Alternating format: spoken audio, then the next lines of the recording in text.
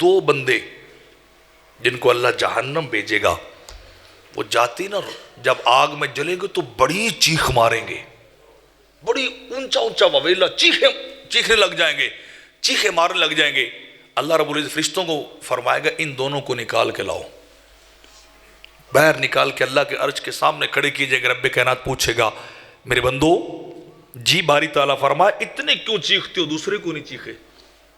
تم زیادہ کیوں چیخ مارتے ہو، آوازیں نکال رہے ہو، کیا تمہیں زیادہ تکلیف ہوتی ہے؟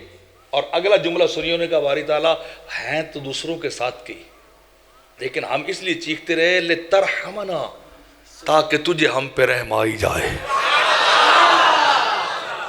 تجھے ہم پہ اس لیے چیخیں، اس لیے چیخیں۔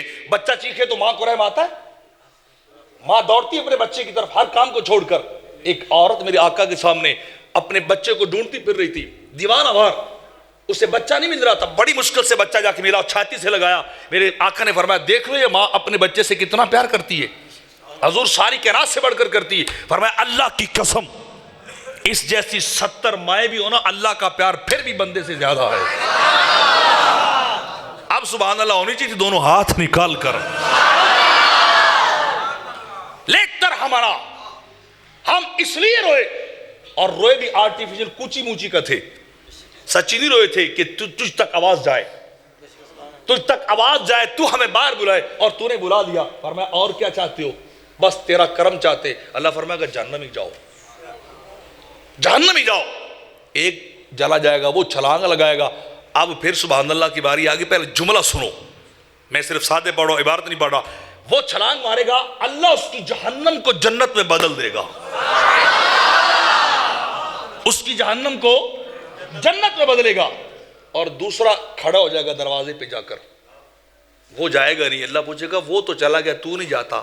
وہ کہے گا اب میں دیکھ رہا ہوں تو مجھے دوبارہ بھیج رہا ہے،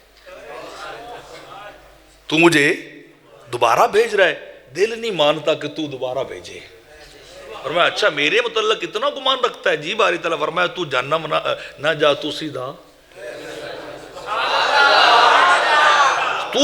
جنت جا، سیدھا جنت جا، جنت کی طرف جا، تجھے جنت عطا کریں گے۔ اسے بھی نکالے گا، اسے بھی نکال کے جنت عطا کر دے گا۔